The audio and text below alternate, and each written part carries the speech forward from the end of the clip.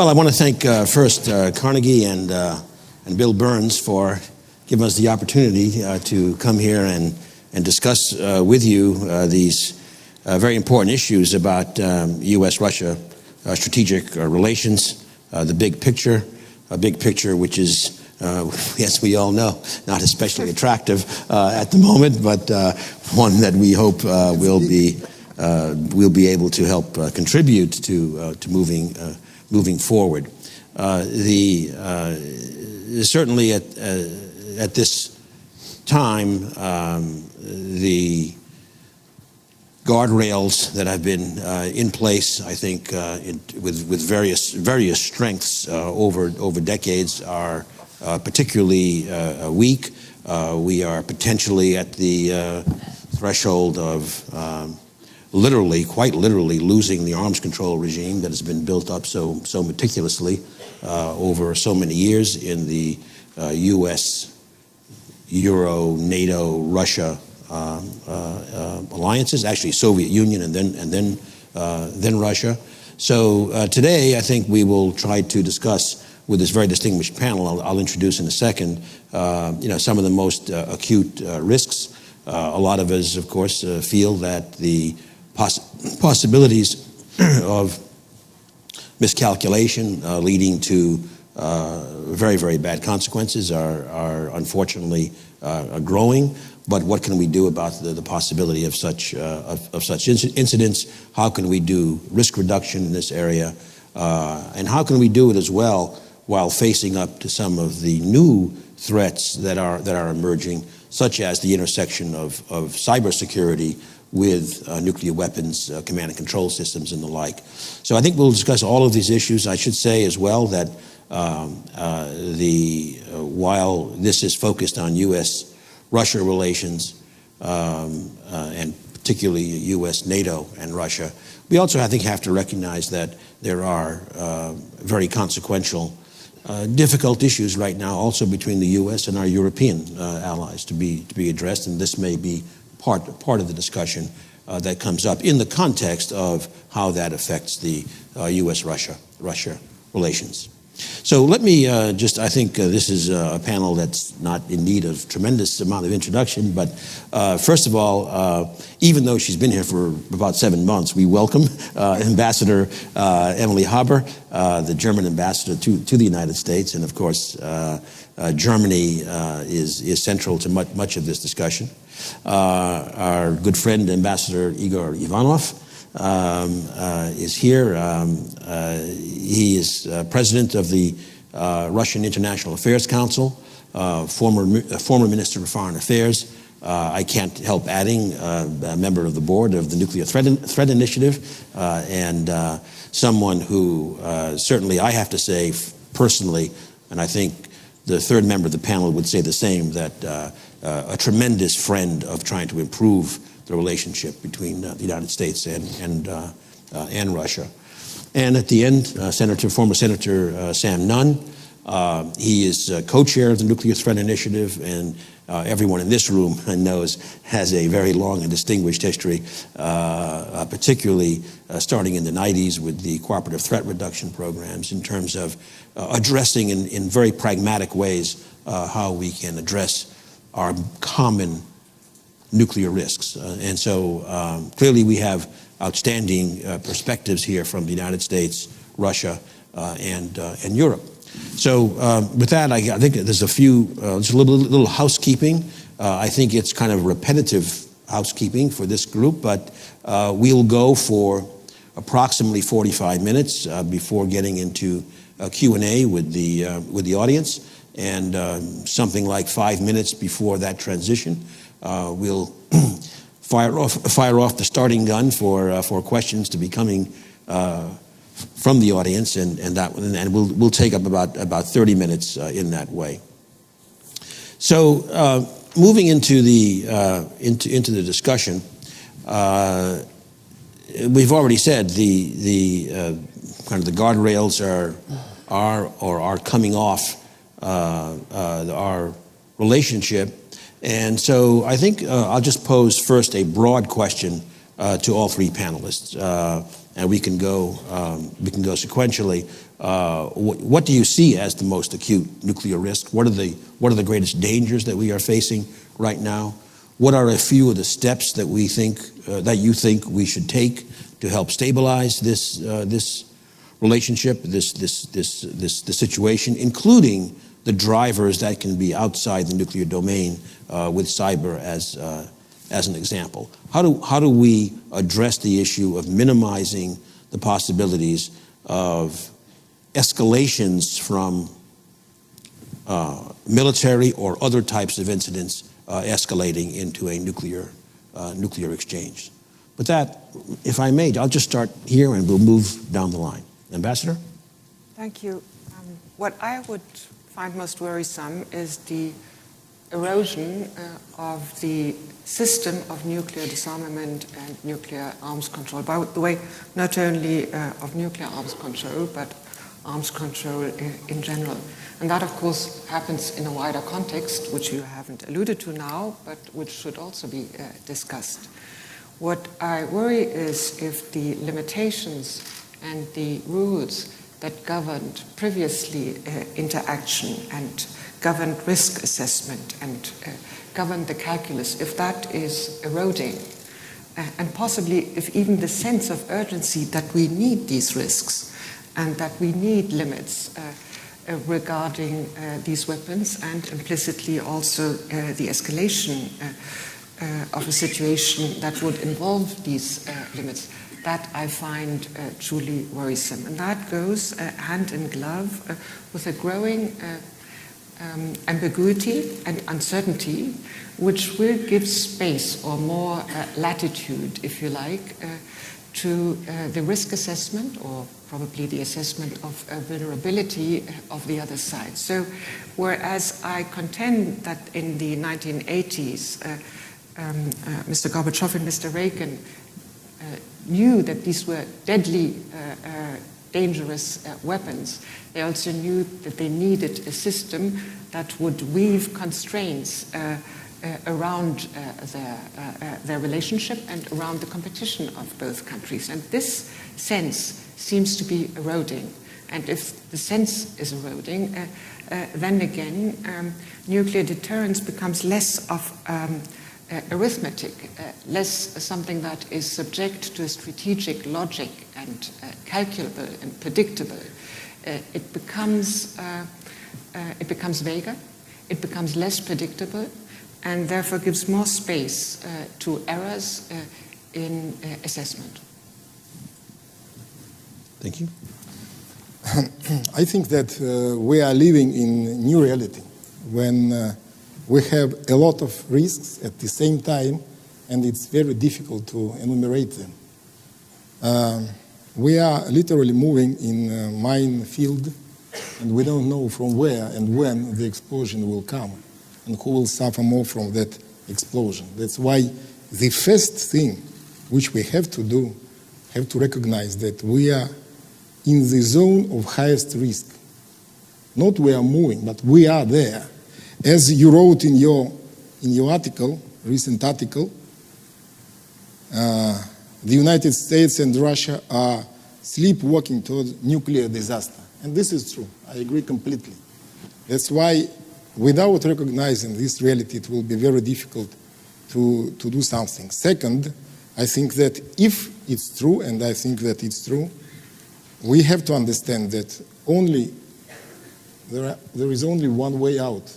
As it was in 70s, we need to recognize that situation, to recognize that in nuclear war nobody can gain, and to sit and to have dialogue, and to negotiate what to do.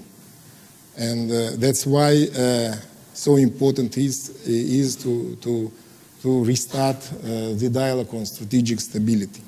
And the third point is that if we really want to change the situation and to start to introduce positive agenda, it can be done only by the United States and Russia. This process had to be led by our two states. I respect other states, I respect international organizations, but if there is no dialogue between Moscow and Washington, it will be very difficult to start a move from this risky zone to something positive. I would certainly identify with the remarks that have been made. I would say that we are in a new era and have not recognized it. And I say we, meaning not just U.S. Russia, but the world. And that new era is, in my view at least, that we are much more likely to have war by blunder, by some type of accident, miscalculations, false signal, interference by third parties, launching missiles by mistake, all those things, much more likely than a deliberate, premeditated nuclear attack. So that's kind of number one. Number two, the cyber overlay makes all of that more dangerous. We've had these dangers for a long time. We've had false warnings in the past and so forth. But cyber means that not only could the United States and Russia or other nuclear powers, India, Pakistan, or others, end up in a war they did not intend because of false warning, interference in command and control, perhaps even probes by one country or another that were not intended to in any way precipitate, but nevertheless did, a false warning system going off. So all of those things mean we're in a different era than we've been in. And I would add to that, we're in a period where we have more and more democratized weapons of mass destruction, not just nuclear, but radiological and chemical and biological, meaning there are a lot more individuals and small groups out there that could start some type of nuclear conflict, not only with nuclear weapons, but also weapons of mass destruction like bio and chemical. What can we do about it? I would go back to the premise of Ronald Reagan and Gorbachev, where they said that nuclear war cannot be won and therefore must not be fought. That was a game changer. I think we need another statement by President Trump and President Putin along that line. It could change a lot of attitudes out there by the people under them.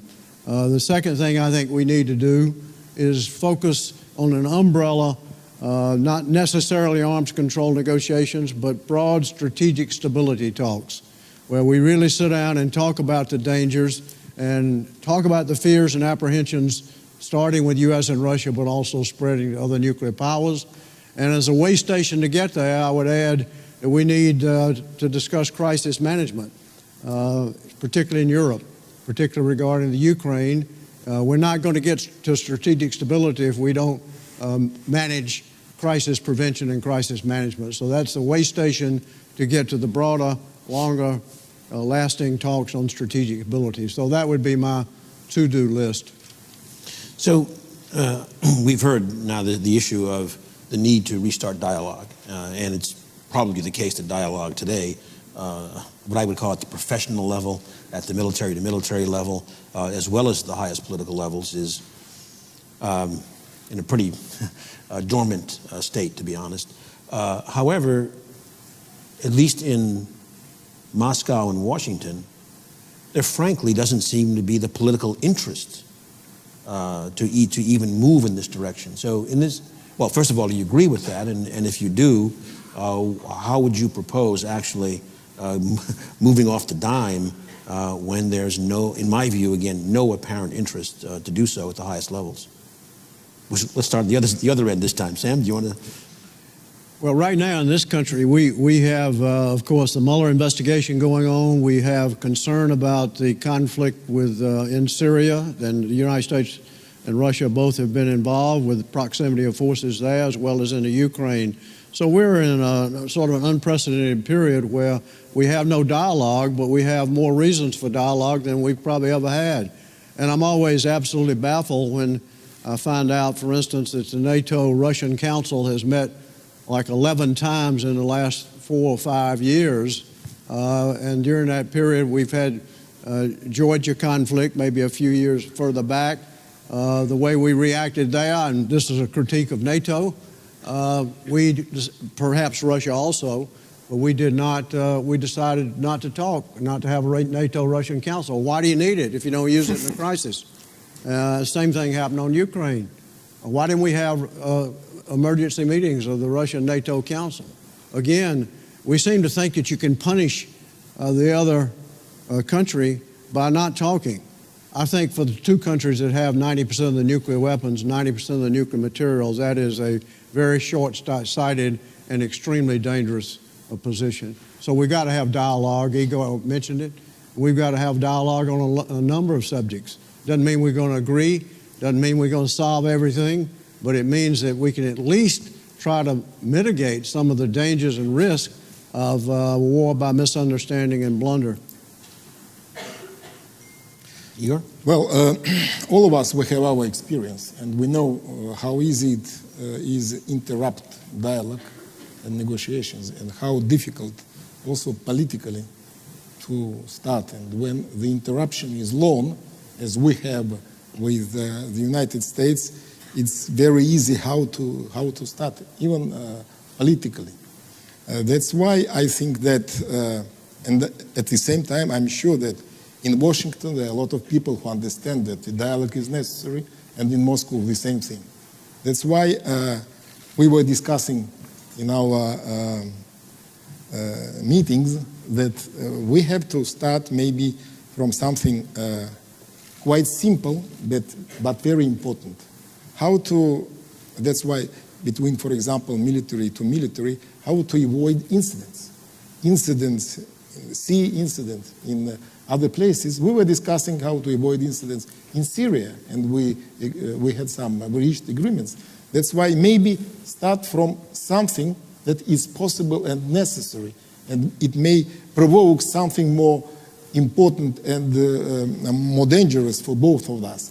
That's why to put on the table, I will tell you, in 2010, for example, during our last Russian-NATO summit, Council Summit, Russian-NATO Council Summit, we prepared the list of common threats. We worked together and prepared it means we recognized that we had common threats. We had differences, but we had today also we have common threats. That's why we have to start from common threats, with all differences on many other issues, and there will be differences. And to sit and starting by this or by other very pragmatic way, the dialogue, we will go to step by step to other maybe more important fields. And but I'm sure, I repeat, I'm sure that in both capitals, people understand that the dialogue is necessary because we are coming to some critical limits. But before coming to Ambassador Haber for her comments, I'd like to pick up on that. Again, there are people in both capitals who recognize the importance of it, but that doesn't change the fact, in my view, that there still is not the political interest or the political capability, perhaps, to actually take the steps to get this dialogue initiated. And certainly, just speaking for the United States, at least, we have the factors already mentioned, like the Mueller probe, which clearly complicates presidential actions. We have factors like the Congress having put in place sanctions without presidential prerogatives for lifting them, which I would think is a major issue for Russia in looking at what the purpose of a dialogue would be. So I don't know if you, Sam and Igor, if you could pick up a little bit more on that specifically. Look, it's clear that we have a lot of problems, not only in the field of security, but in many other problems. And there will be problems. There will be differences for many reasons that I don't think that we have to enter in details. But at the same time, we have to understand that that dialogue is not gift to somebody. This is what both countries and other countries we need for our security. And I think that all of us, we are now represent not officials but civil society, all of us, we had to say that this is the critical situation. Because some people, I'm sure that in Moscow and Washington, they don't believe that the situation is so critical. And we can wait and use that situation for domestic internal reasons, this tension in bilateral relations. And this is, I repeat, this is dangerous because we don't know from where the incident or miscalculation can come. And all of us, we will we will be in very difficult situation. That's why I think that more demonstration of the situation that it's dangerous, it will be important also to push. Sometimes it's necessary to push, we know, to push administration from the civil society and from the public opinion. Today, comparing, because all of us, we lived during the Cold War, comparing with 80s, for example, the situation is different. At that moment, people really believed in possibility of nuclear catastrophe. Today, if you go to the street, I don't think that this is the main preoccupation of the public opinion for different reasons. Maybe we have to alarm this problem and to say this is the real problem. Mm-hmm. Sam? Yeah, I think given the situation in Washington now, with polarization between the political parties, and then also the whole question of the erosion of trust with Russia for a number of reasons. But it seems to me there's an analogy back in the 80s when we had a real problem in trying to even envision how you would get any arms control treaty passed. And so we had an arms control observer group. Ted Stevens and I went to Robert Byrd and Bob Dole, and we proposed there be some type of arms control observer group to work with the executive branch of government, State Department in particular, but also Defense Department, intelligence agencies. That group was formed by the two leaders, and they were co-chairs, and they attended the meetings in Vienna and Geneva. The result of that was the INF Treaty. It passed overwhelmingly, which was at that stage because of that kind of coordination. I think we need a similar situation right now in terms of not arms control per se, but Russia and nuclear matters. So I would hope that the Congress leadership would consider having some type of group, perhaps committee chairs, working under the leadership, House and Senate, on Russia issues and on nuclear issues. Those are enormously important issues, and right now there's not the political space in this town to deal with them. We really don't have the political space, and Congress, I think, has to step up to the plate, Democrats and Republicans together, to create this kind of concept. And they would basically not only help empower and create the kind of political environment to permit the Secretary of State, State Department, the Defense Department, and others to have the kind of dialogue, first with the Congress and leadership, that's first, but second with the Russians, and having the Congress itself begin to meet much more with the Russians to talk about what Igor has already referred to as common interest. I would add the word existential common interest, because it is existential in terms of these risks we're talking about. So that kind of group, I think, could help create the political space if we could get the congressional leaders to step up to that responsibility. If they do you think the administration would be receptive? If the congressional leaders do step up to this, and I know that you've been helping to encourage that, right. Do you think the administration will be receptive to it? Well, it'd have to be coordinated with the administration. I'd say the first step is to coordinate our Russia and nuclear policies here in this country between the Congress and the administration. Right now, in certain quarters of the administration, they're pretty much paralyzed. And anything to do with the subject of Russia right now is really dangerous political territory. And so what I'm saying is we have to create that space for the executive branch. But while they're leading on these subjects, I would love to see the congressional leadership and the committee chairs begin to have dialogue with their counterparts in Russia. So I would say that's step two. But step one is getting our own act together here in this country on those two subjects, and I don't think our act is very coherent at the moment. So, Ambassador, I'd love to hear the European perspective, especially in the context of, in terms of the political kind of will, the political interest in the issues, particularly as Europe right now is faced with a number of other challenging issues. Right. So we have the erosion of the system of rules and limits, and a loss of faith in the merit of restraint with regard to with regard to nuclear deterrence and with regard to the arms control system. This is one side. On the other hand, this doesn't happen in a void.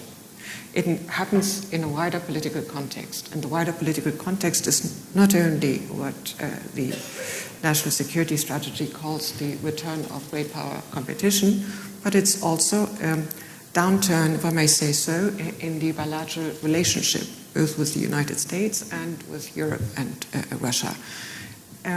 You told me I should be honest. And as usual. Honesty requires that there's a reason for it, and many reasons for it. And I would contend they range from Georgia, you've mentioned it, to Ukraine, to the Skripal attacks, to chemical weapon attacks, to MH17. I know you won't agree. You will probably frame it very differently, but the fact remains there is a political disconnect. So in such a situation, the observation is in place.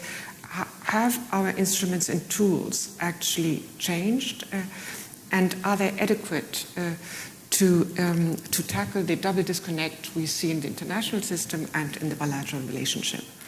And here I see it's not as if dialogue has completely faded away. No, it does exist, but what we do see is an atrophy of the use of, shall we say, cooperative management in fora. Be it NATO, Russia, be it the OSCE, or in bilateral formats. That we do see. And at the same time, we see the emergence, the very strong emergence of yet another instrument, and that is sanctions. Now, to be frank again, I'm not against sanctions.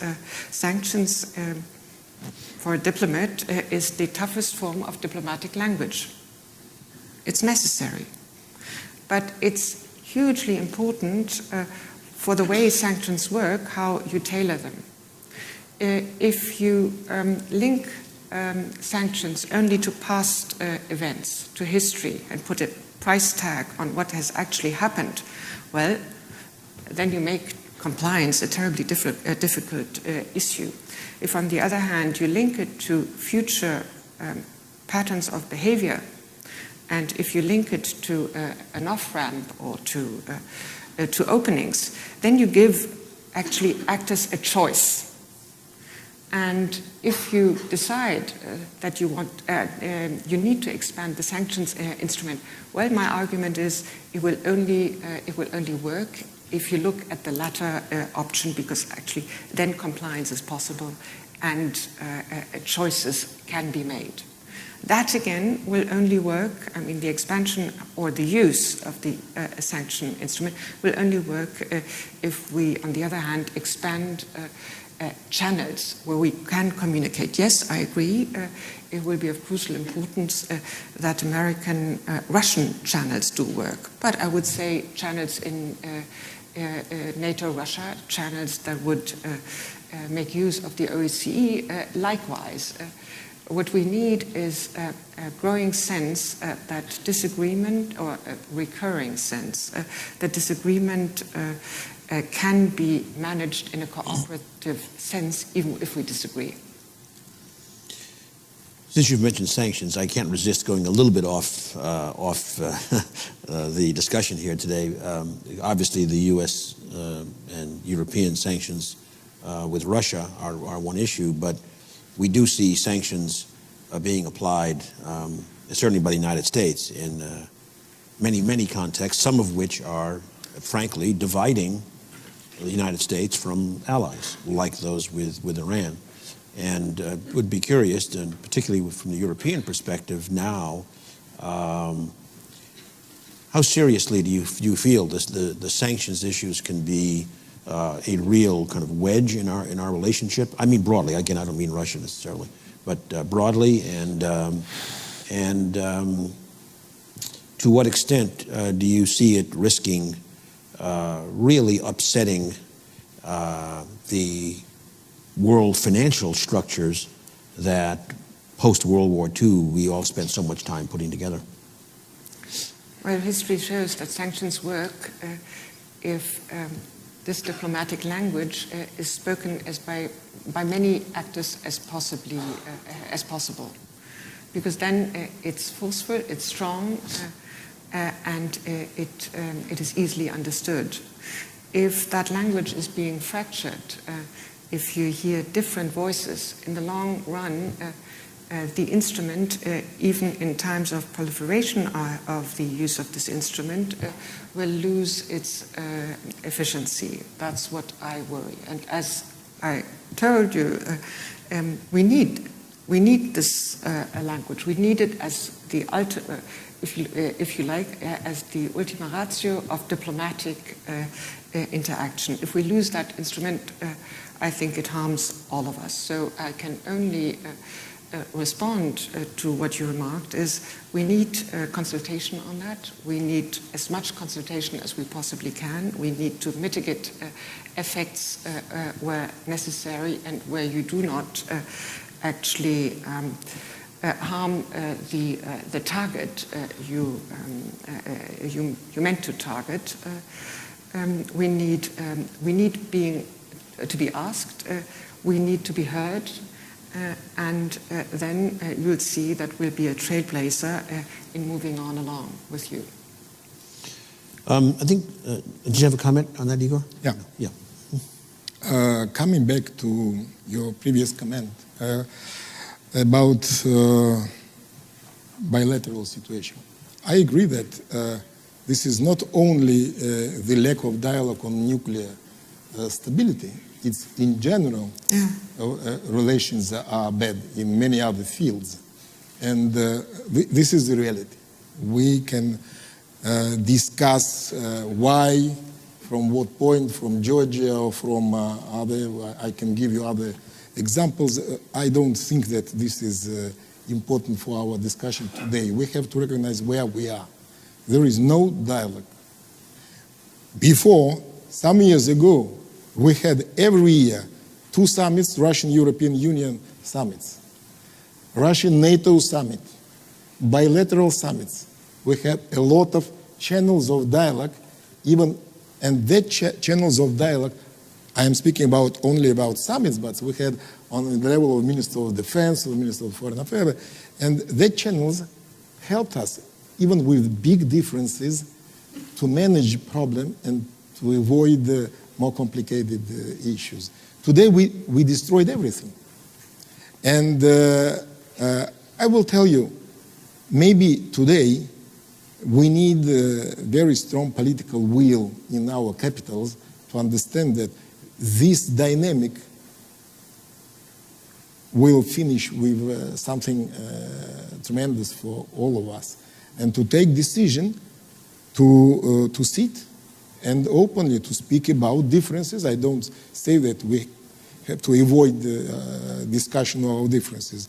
I will tell you, in 2002, you mentioned Russian NATO Council.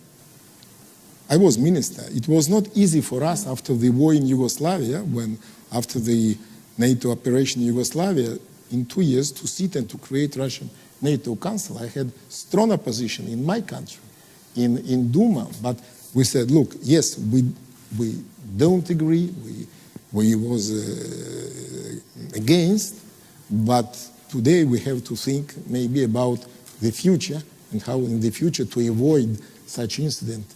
And let us sit together and together discuss the future Euro-Atlantic security system.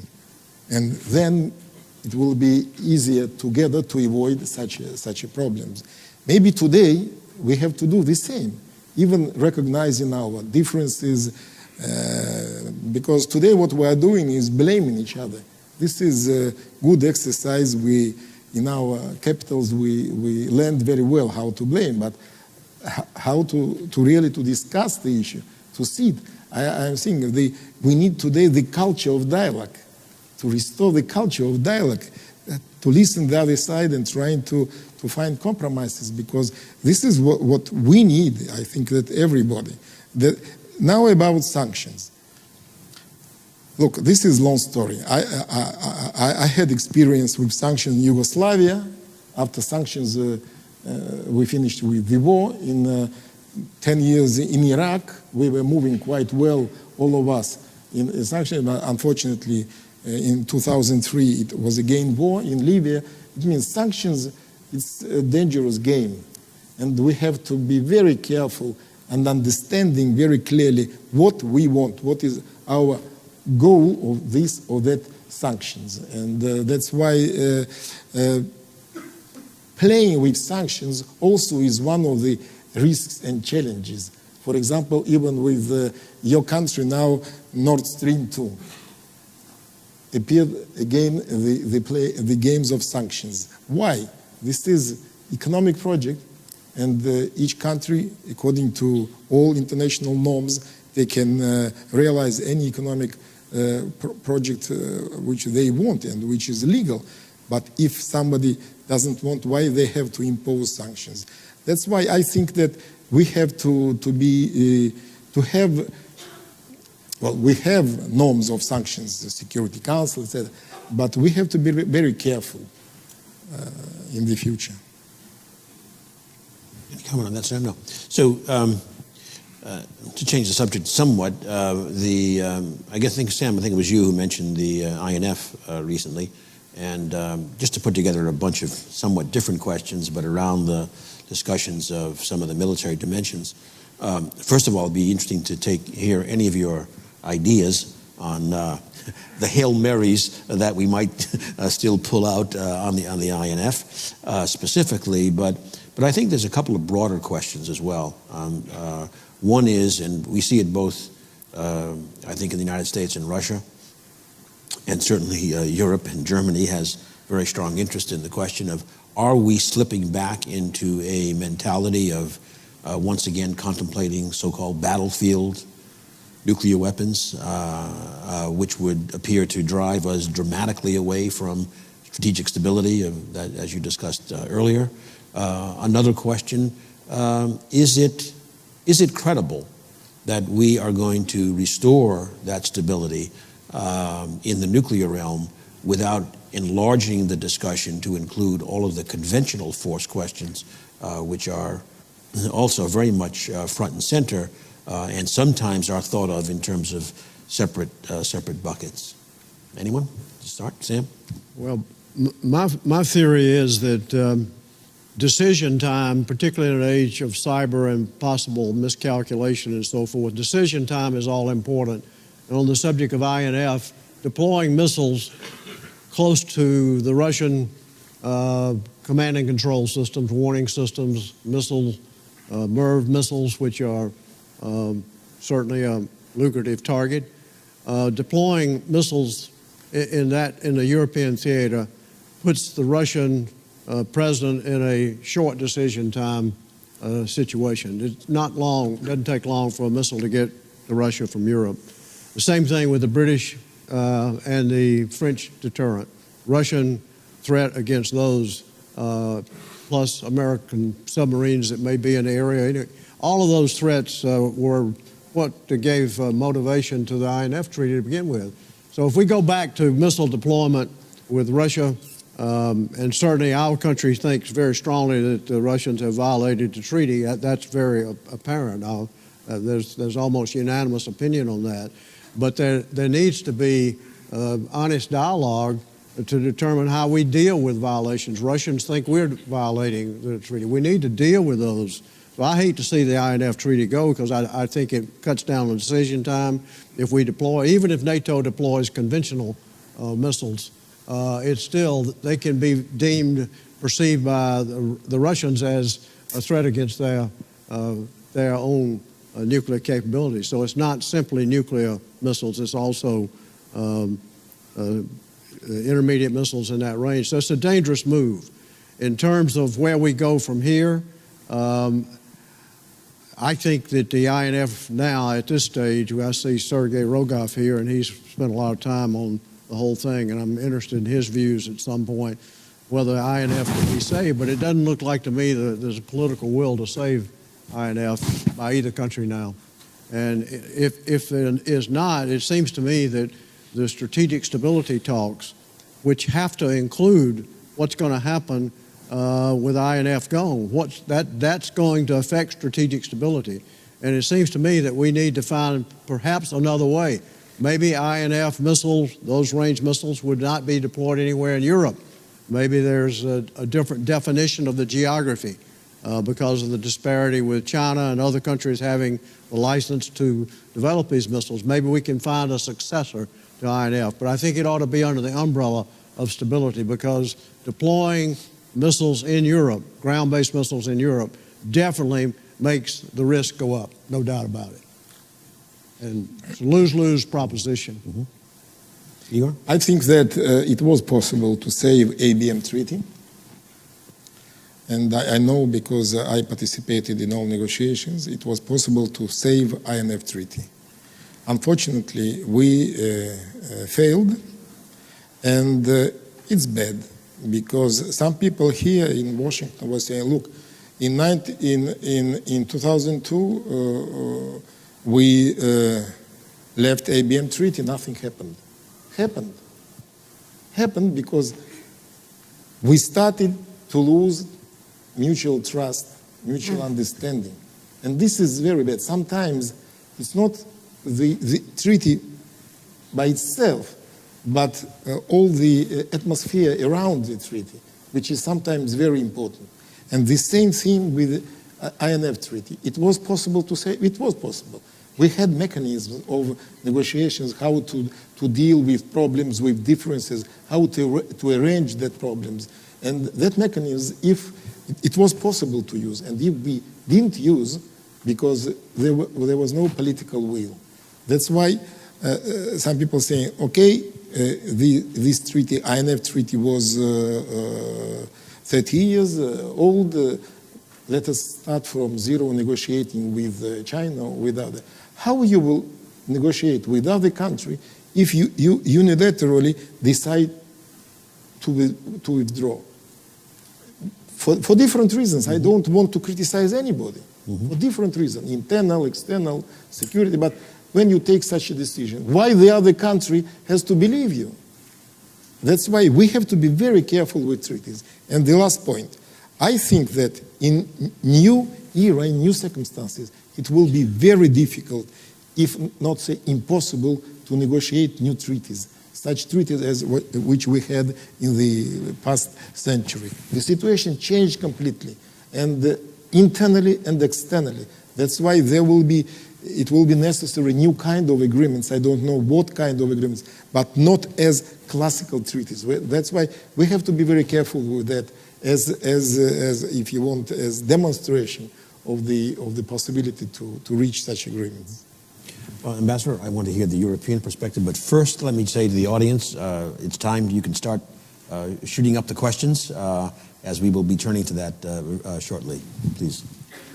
Well, it's a Russian-American treaty, but all NATO member countries supported the view that suspension was inescapable because the treaty had been violated by Russia.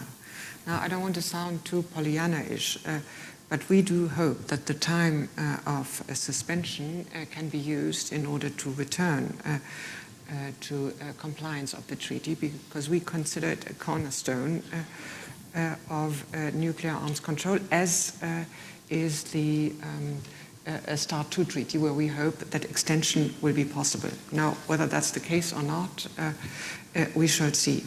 But one remark I would like to make, and that is, you said that, Ambassador, we see a pervasive breakdown of trust in the bilateral relationship, in the wider relationship, in the arms control environment.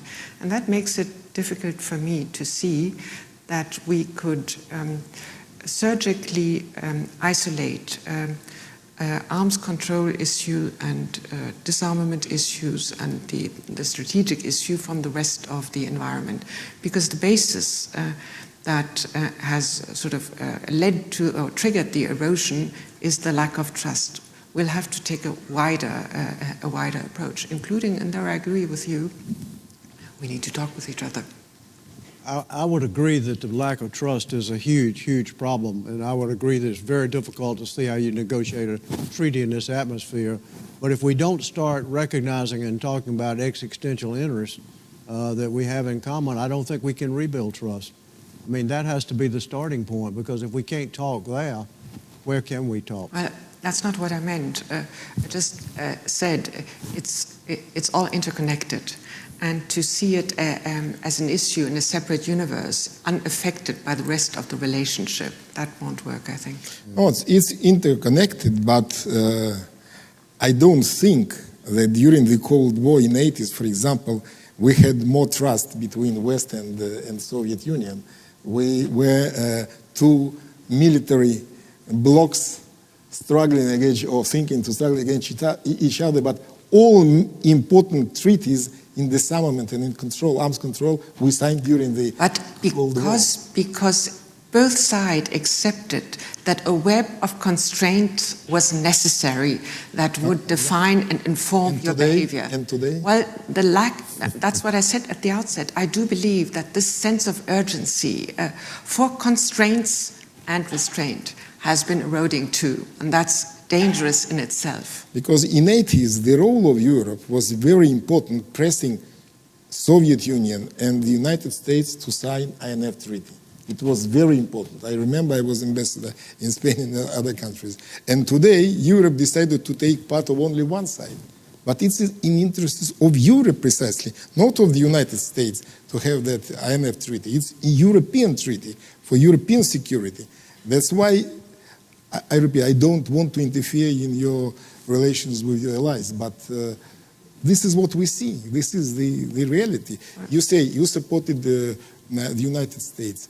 Okay, but why you didn't ask Russia the opinion about INF Treaty, about Russian concerns, about, we have good, not today very good, but normal relations between our two countries with Germany. Why you don't come or ask us to come and to explain, to put on the table? Why you only listen one side if it's bilateral treaty? I don't want to, this is only a demonstration of the situation. Unfortunately, where we are. All of us, we have to have our voice. Okay, we're going to turn to questions with except one last opportunity for the panel here. But the issue is your responses must only be tweets in length. What are one or two priorities, not descriptive, but one or two priorities for risk reduction among U.S., NATO, and Russia? Well, if the United States and Russia were communicating and had a dialogue, what I would rather have than any arms control agreement is basically a mandate from President Trump and President Putin to their military leaders to give them more decision time. If we've got 5 minutes to make up our mind whether it's a false warning before we have to fire, in both countries, just say hypothetically 5 minutes, tell the military leaders to figure out ways to get us 10 minutes. And if it's 10 minutes, get us 20. And if it's 20, get us 40. Make nuclear weapons less relevant. It's more important than the numbers. It's more important than the numbers, although both are important.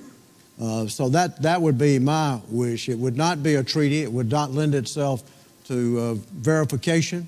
But I think it's enormously important. And I think right now, technology, instead of working for us in the whole field of risk reduction, is working against us because of the cyber threat and other threats yet to come, artificial intelligence and others.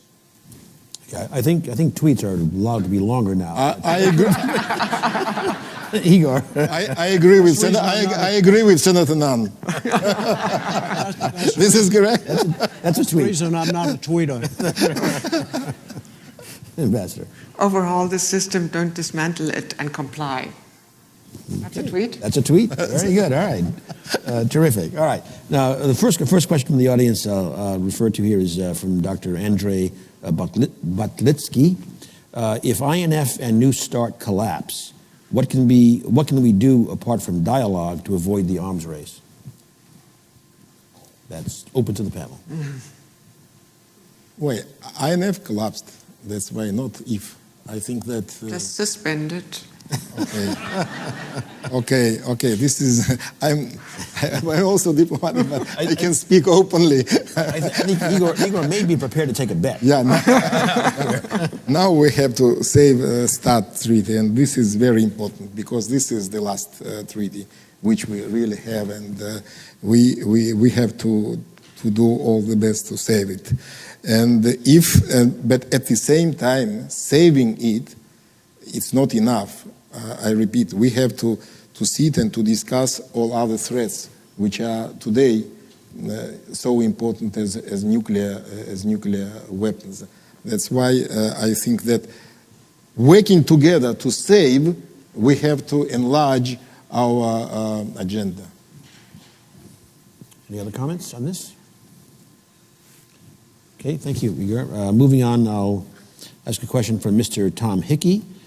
Considering the lack of critical U.S. Russian dialogue and cooperation on arms control and the often antagonistic relationship between both nuclear powers, does the panel believe that Europeans should have a much more active role in U.S. Russian arms control negotiations, given that European security is at greatest risk from the complete breakdown of the current regime? I think, Ambassador, that might be for you. Well, I believe in the coherence of the alliance. I believe that divisions or fissures within the alliance would weaken us all, would actually also weaken deterrence. It would create ambiguities that would probably be translated into wrong assessments of what we actually want to do and where we stand. So, no, I think we have to act in unison, hand in glove with American partners, but knowing and underscoring our shared interest, I hope, in tying or in reviving channels or modes of dialogue that would allow for a cooperative management of dissent. I think that we need serious dialogue on serious discussion about Euro-Atlantic security system in general for the future in 21st century. Because when we started this century, I think that we had, creating Russian NATO Council, we had idea to work together on security issues in Euro-Atlantic space. And even we wrote reports how to reinforce common Euro-Atlantic security system. It was only some years ago, but today, after what happened, today we are maybe in the worst situation than during the Cold War. And that's why we have to decide who we are. Yesterday, for example, officials said here, Russia is adversary. When we created the Russian NATO Council, in documents signed by all heads of states, NATO and Russia, we said we are partners struggling against common threats. Now the question is, we are partners or adversaries? If we are partners, we can work together against common threats. If we are adversaries, we will create problems to each other, and this is completely different construction of security issues. I think that it's bad option. The first option is good, partner. With partners doesn't mean allies. Partners can have more differences when allies, even allies can make differences. We remember war in Iraq. But this is very important, how we see the security structure and the relations in Euro-Atlantic space. And I'm not sure that in Moscow we have clear answer, and I'm not sure that in European capitals we have answer on that question. We have to sit and to discuss. I think the only way you rebuild trust is to do things together, even when you don't trust each other. I think you can't build trust by having a negotiation on trust. I think you have to work together on common threats. And I would also say that, we're both deterring each other, supposedly, and we're both modernizing our forces. We're building nuclear weapons. There's a lot of rhetoric that's been bandied around on nuclear, which I think is irresponsible. So there are a lot of things going on that are pretty disturbing. But if you believe, like I do, that we're in a much higher risk period, and that catastrophic terrorism is one of the things we have to really be conscious of, particularly nuclear terrorism. If we don't control materials together, if we don't control weapons-usable nuclear materials, then one of these days somebody's going to develop a crude bomb and blow up a city in America or in Moscow or in Europe or in the Middle East. And then we're going to all wonder, why didn't we do something about it? Why didn't we work together? Why didn't we cooperate? So I think we have to, even when we don't trust each other, we have to find ways to work together. We laid out here in this report, which was 6 years ago, the prescriptions we had. They're not all, I mean, they'd have to be updated, but not a single one of these areas have been tackled yet. And it involved not only nuclear, but it involved cyber, it involved space, it involved precision weapons, conventional weapons, all of those things that each side fears. We had 14 top military leaders retired, most of them 3- and 4-star from Russia, from the United States, and from Europe. They all signed on to this report. It was briefed to the leader of Russia. It was briefed to the leader of the United States at that time. Igor and I had something to do with both of those briefings. And the reaction, without trying to pin anybody down on the exact words, was, yeah, these are good ideas, but the other side won't do it. So this erosion of trust has been going for some time now. But we've got to tackle these things, and we've got to tackle them together. The other thing we've got to tackle is the dangers, and we can't solve this ourselves, but the United States and Russia, and indeed China, all have a stake, the whole world has a stake, in developments in India and Pakistan. We need to be finding ways to work together to try to mitigate some of those risks. Pakistan is now developing battlefield short-range nuclear weapons and posturing them up front, which means in any kind of conflict, you got to back them up, or you got to use them, or you got to lose them.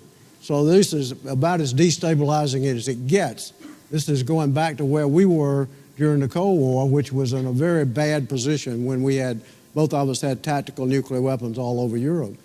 You've got the Korean situation, and right now with the lack of trust between the United States and Russia, this won't happen, but it should happen. If there is a breakthrough, and if there is anything launched in North Korea, like a cooperative threat reduction program, which took place after the Soviet Union broke up, then what could be more effective in having teams of Russians and teams of the United States, 8 or 10 people each to start with, helping dismantle those weapons with the North Koreans, with cooperation. Now, there's a long way to go before we get to that stage, but all I'm saying is in this world we live in today, if the United States and Russia don't find a way to work together, and I would throw China in there too, this is going to be one nightmare for our children and grandchildren. So we better put it in that context. This is not normal political games. Technology right now is working against us and not for us because we're not cooperating.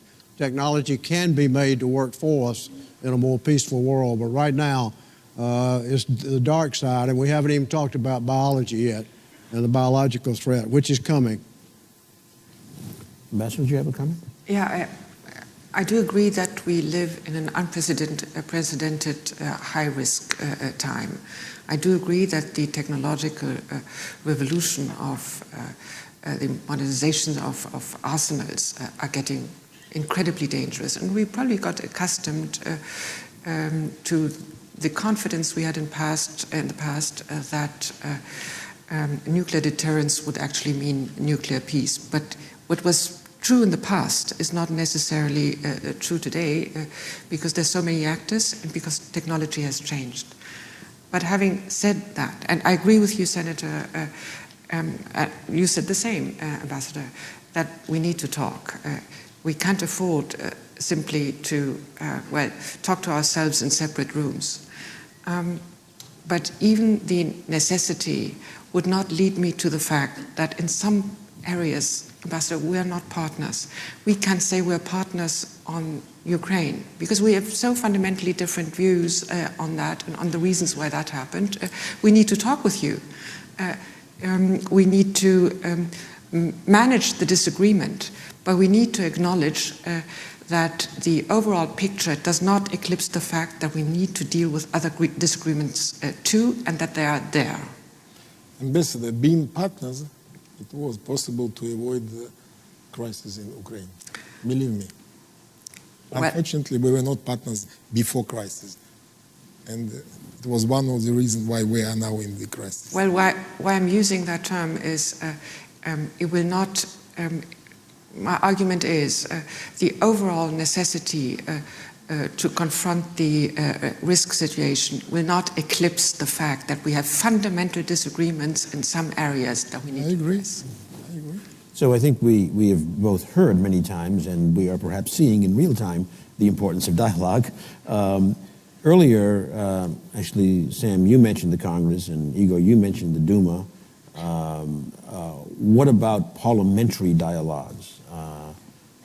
And I would include in Europe in here as well. Is that something, is there space there for trying to create some of the more political willingness to talk?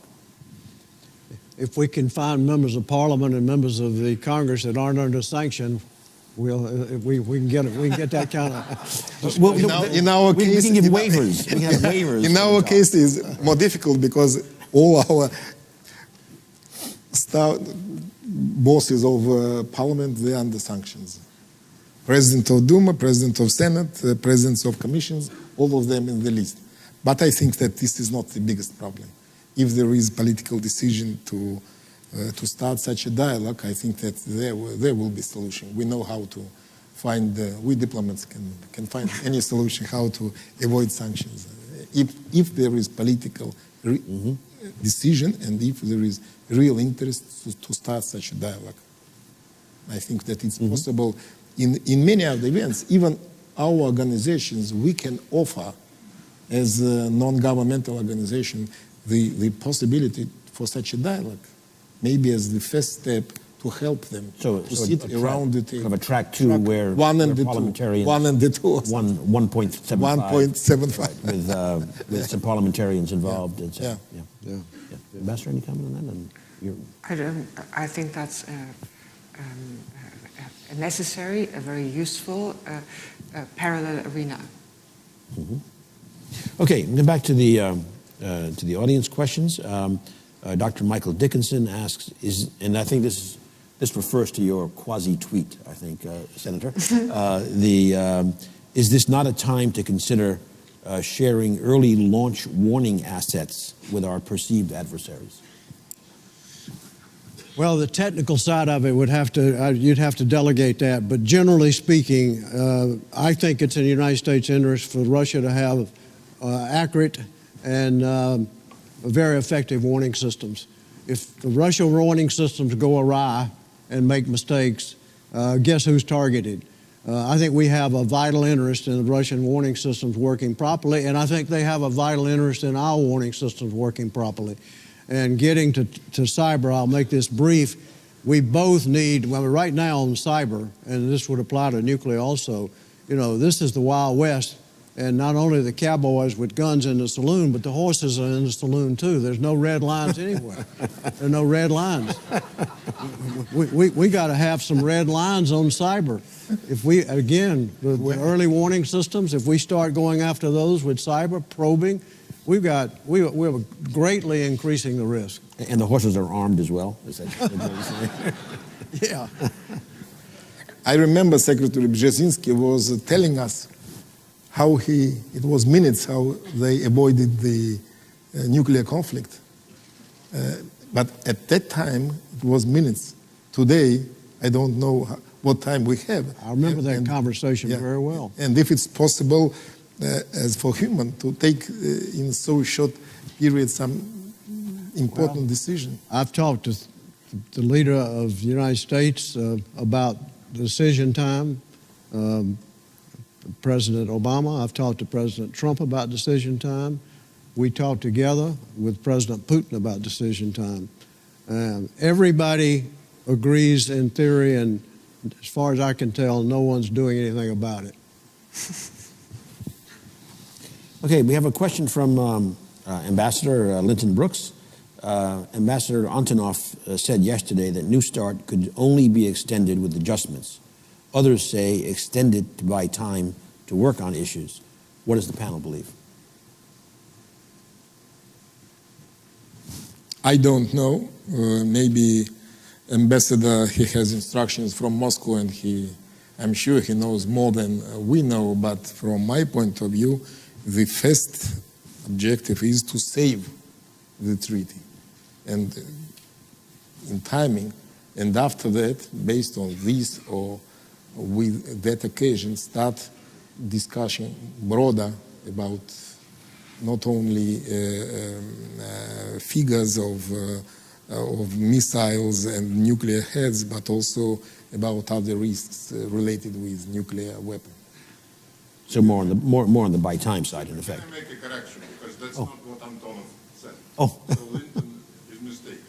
Antonov said that Russia is willing to extend the New START treaty, but there are some issues which Russia wants to discuss with the United States related to the implementation by the American side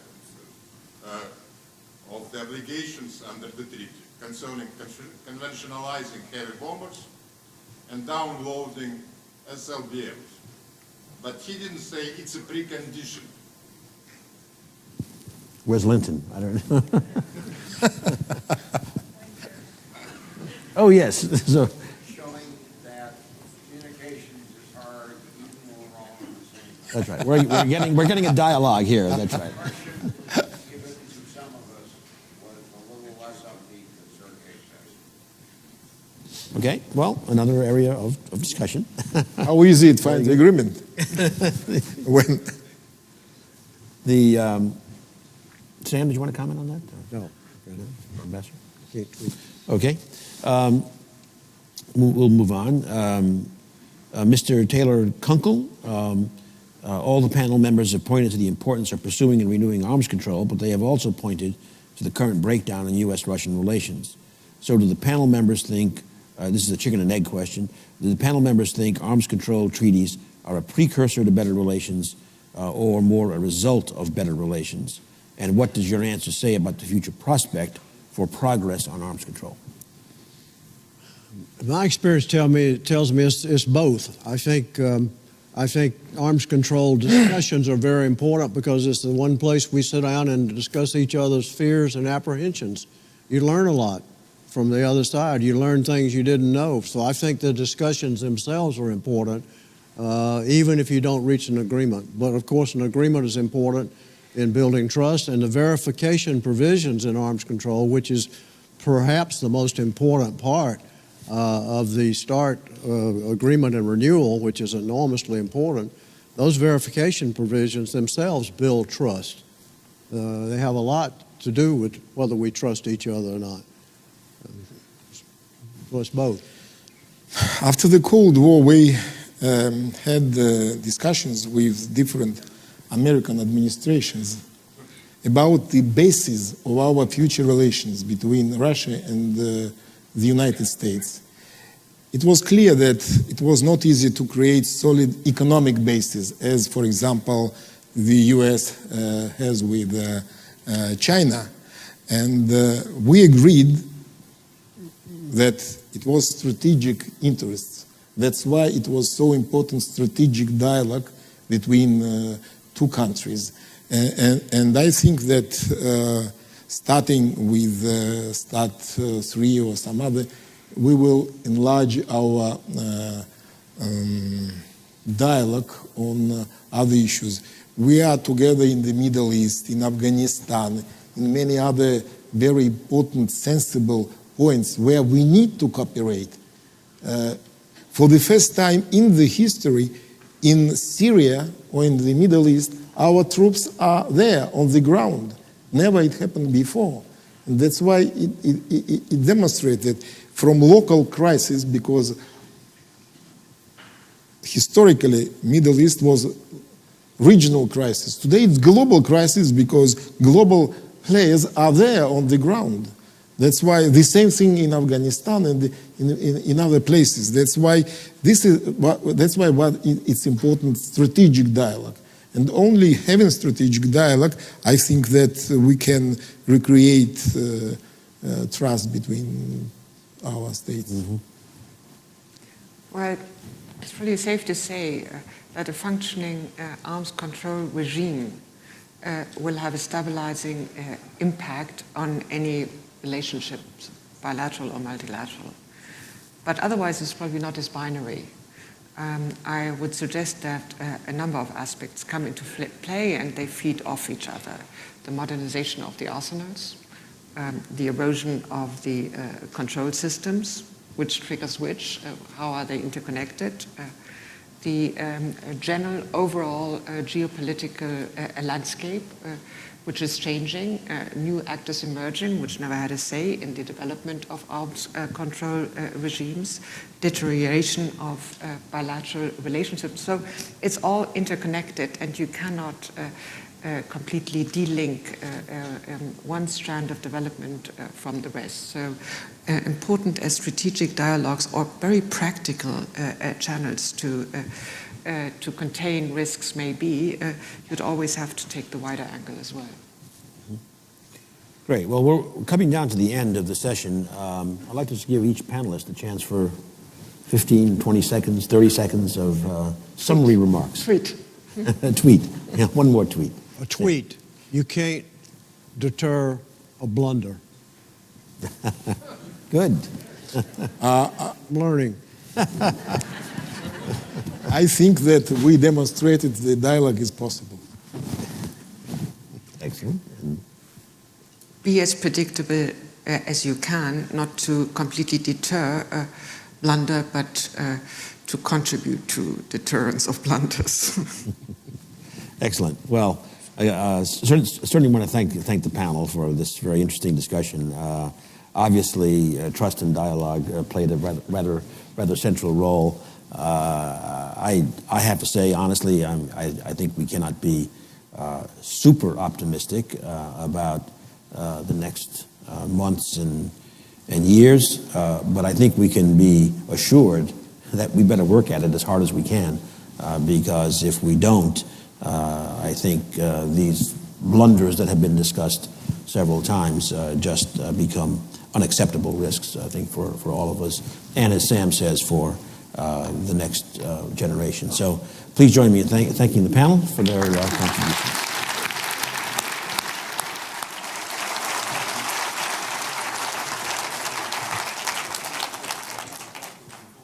Before everybody runs away, that we're going to let the panelists exit, and I've got a few minutes of nothing heavy, but to thank people, and then we're going to do a short video, kind of a retrospective of the last 30 years. But the first thanks is again to our colleagues at Carnegie. I've mentioned the people who've led the effort, but I should also say that the whole institution has contributed. So many of the young people you see here were poached from all our other research teams at Carnegie for the last days. So the building is basically empty. There's no work going on. I'm sure people didn't go to work. They claim that they're at work, but they can't because the research colleagues are here helping us. I want to also thank Linder Global Events. I can't tell you how many speakers commented on what a well-oiled machine this was and how efficient it was. That was Linder Global Events. They really do a terrific job. As we said at the beginning, and as we'll show in the retrospective, this is the 30th year, not that we do them every year, but for 30 years intermittently, we've had these conferences, and you've seen how they've grown.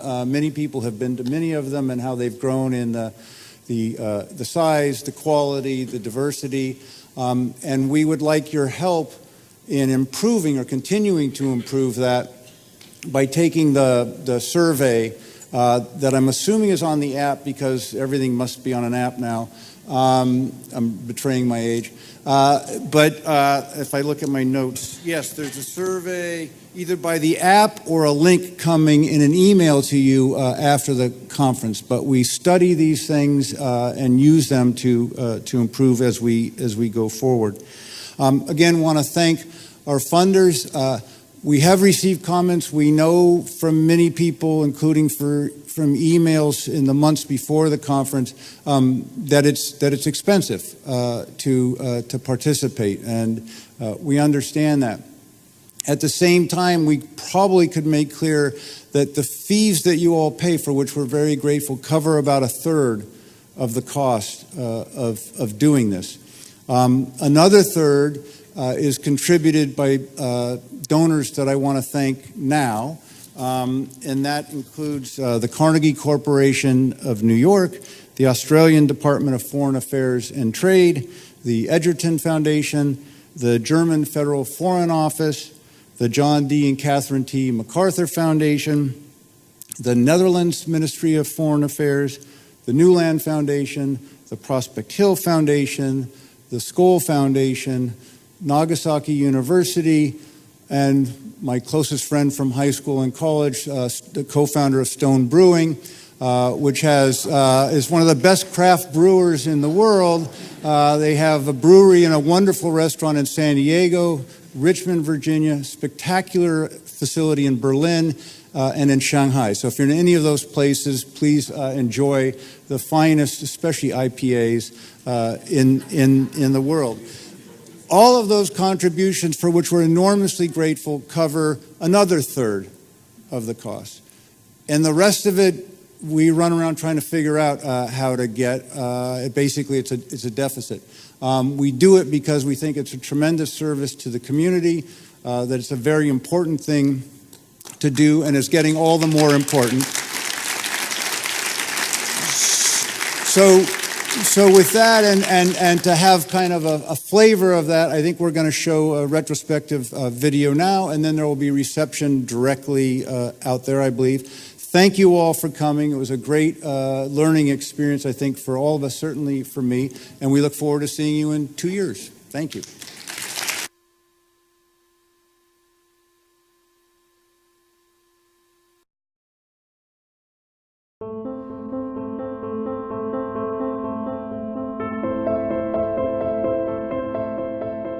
I'm grateful for the opportunity to address the Carnegie Endowment's annual Nonproliferation Conference. Leonard Spector came to the Carnegie Endowment in 1985, and in 1987 he had the idea of having a few friends over for a small nonproliferation conference. Well, the general sort of rationale for the conference was, I think, because there were a number of groups that were getting fairly active, and it was worthwhile to get us together to appreciate each other's programs and learn from each other. Well, the Carnegie Nuclear Policy Conference was really striking to me in my first encounter, just because it was so huge, there were so many people, and they were so impressive. We hear from Senator Richard Lugar, who chairs the Foreign Relations Committee, plus former Senator Sam Nunn, head of the Nuclear Threat Initiative. For all of us, it was something new. A conference that brought together the world of experts. The nuclear policy field is very well served by this conference because it has a galvanizing effect.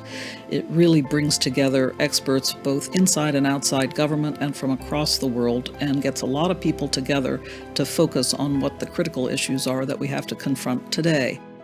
For me, the conference is particularly important because it serves as a magnet that brings together in one space for a short period of time key players.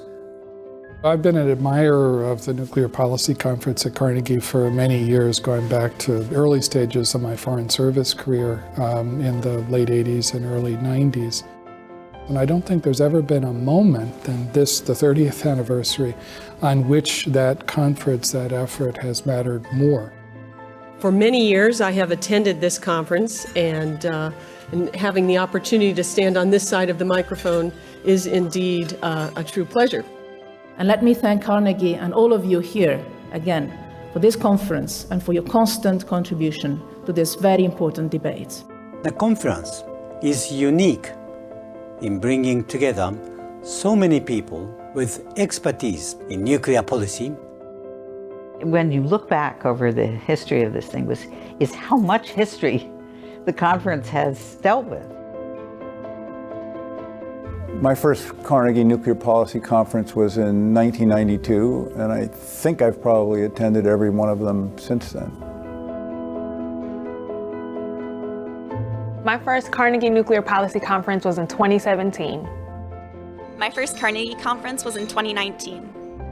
My first Carnegie Nuclear Policy Conference was 1997. My first Carnegie Nuclear Policy Conference was in 2019. My first Carnegie Nuclear Policy Conference was in 2007. My first Carnegie Conference was in 2019, and I look forward to 2021.